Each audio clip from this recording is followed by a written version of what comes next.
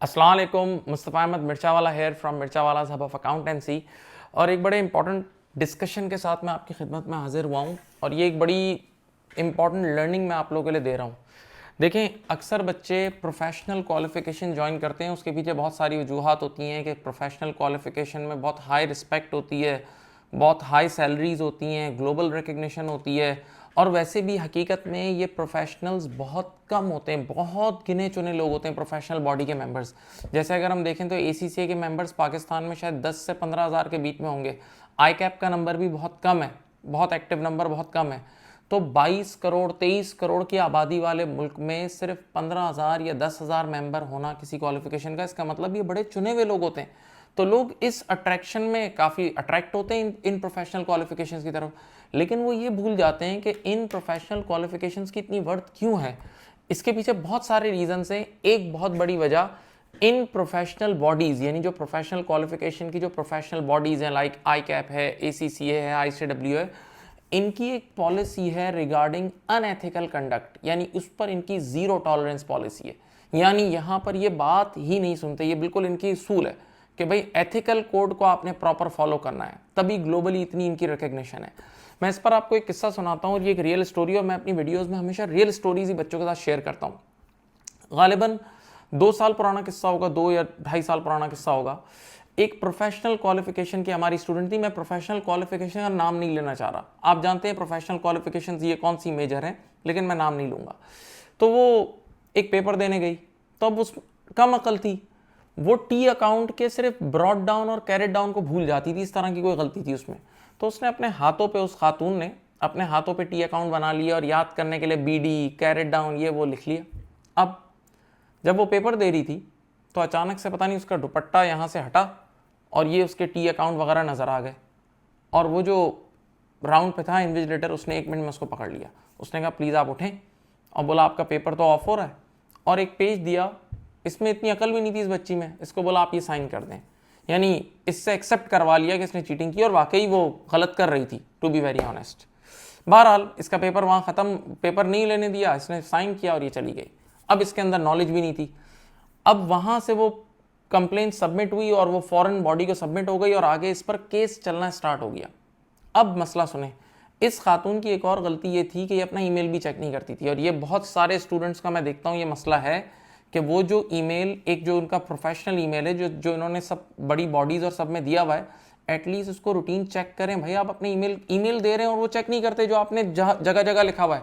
अब इसने email check ही नहीं किया, इस पर केस चल रहा था, और बहरहाल इसको प्रोफेशनल बॉडी से ही आउट कर दिया था, मैं इसको यानी रजिस्ट्रेशन से ही आउट कर दिया। अब ये 2 महीने बाद दोबारा पेपर देने गई, तो जैसे ही अपनी रजिस्ट्रेशन कराने लगी तो वहाँ लिस्ट में देखा गया, तो बोला भाई आप तो रजिस्टर्ड स्टूडेंट ही नहीं हो इस प्रोफेशनल बॉडी की।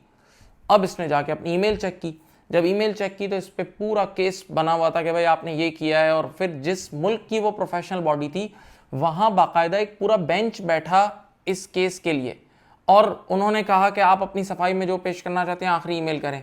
तो इसने वही रूटीन ईमेल की, मैंने तो कुछ नहीं किया, जबकि इसने वहाँ एक्सेप्ट कर लिया था साइन में। बहरहाल बात आगे बढ़ती रही, ईमेल आते थे जाते थे। इन दी एंड उन्होंने इस खातून पर करीब उस दौर के एक्सचेंज रेट के हिसाब से बात कर रहा हूँ 15 लाख रुपए की पेनल्टी लगाई कि आप 15 लाख की पेनल्टी दें। और ये पेनल्टी क्यों लगाई कि बोला वो जो पूरा बेंच फॉरेन कंट्री में बैठा था ना, उन सबकी सैलरीज भी आपने देनी है, क्योंकि आपने ये मिसकंडक्ट किया था तो ये आपने देनी है।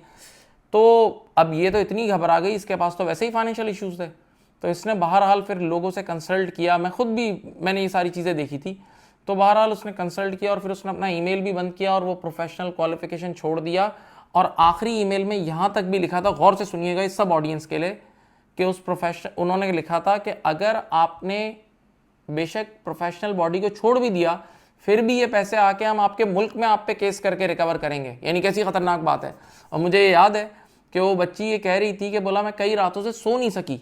बहरहाल उसने ACCA या जो भी उसकी क्वालिफिकेशन थी वो उसने छोड़ दी बाद में। लेकिन लेसन क्या है इसमें कि जो बच्चे, मैं अपनी क्लास में भी बच्चों को अनाउंस करता हूँ कि इन प्रोफेशनल पेपर्स में अगर कभी आपको कोई भी ना देख रहा हो और चीटिंग का मौका हो, कभी ना करें। इसी तरह आजकल ये बहुत कॉमन है, क्योंकि अब घर में एग्जाम्स हो रहे हैं, होम बेस्ड एग्जाम्स कितनी क्वालिफिकेशन में हो रहे हैं। तो ऐसी सूरत हाल में वहाँ बच्चे एक दूसरे को पेपर आउट करवाते हैं। इसी तरह जैसे कुछ प्रोफेशनल क्वालिफिकेशन है जो मोर देन 100 कंट्रीज़ में चल रही हैं, तो दुनिया में टाइम डिफरेंस की वजह से भी पेपर आउट होने के कुछ चांसेस होते हैं कि एक मुल्क में सुबह पेपर हो रहा है तो दूसरे मुल्क में रात हो रहा है, तो फिर लोग व्हाट्सएप ग्रुप्स पे आके पेपर लीक कर देते हैं। ऐसी बहुत सारे मसले मसाइल करते हैं और पास में हुए भी हैं ये बहुत सारी हरकतें। तो याद रखिएगा इन चीज़ों से बहुत बचें। किसी ऐसे व्हाट्सएप ग्रुप को ना ज्वाइन करें, किसी ऐसी चैट में ना एंटर हों। इसी तरह मैं एक और चीज़ बताता हूँ, एक क्वालिफिकेशन है ACCA के अंदर ही, आपको पता है थीसिस भी लिखनी होती है OBU क्लेम करने के लिए। तो कितने लोग ऐसे हैं जो एक दूसरे की थीसिस लिख रहे होते हैं, इसका कारोबार चल रहा है। भाई एक चैट आपकी अगर लीक हो गई ना, आप यू आर आउट। इसी तरह और सुने, इस वक्त कितने लोग इस तरह के मिसकंडक्ट में इन्वॉल्व हैं कि टीचर्स के लेक्चर्स चोरी करने में लगे हुए हैं, उसको बेचने में लगे हुए हैं। ये सारी चीज़ें they are all are dangerous. और सुने, कितने लोग ऐसा अनएथिकल कंडक्ट भी करते हैं कि वो सिर्फ उनका पार्ट 1 क्वालिफाइड होता है। For example ACCA part 1 qualified है और कहीं उन्होंने अप्लाई करना है जॉब के लिए या टीचिंग के लिए अप्लाई करना है, तो वहां लिख देते हैं कि we are completely ACCA qualified. ये लिख के आ जाते हैं।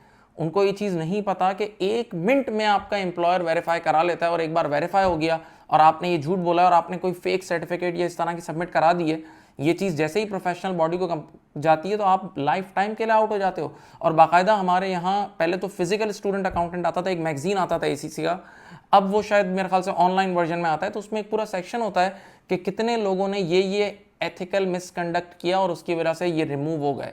तो बहुत ख्याल रखें। इसी तरह एक और चीज़ मुझे याद आई कि अगर आपने ACCA के सिर्फ पेपर्स क्लियर किए हैं तो आप ACCA एफिलिएट हैं, अभी आप मेंबर नहीं हैं।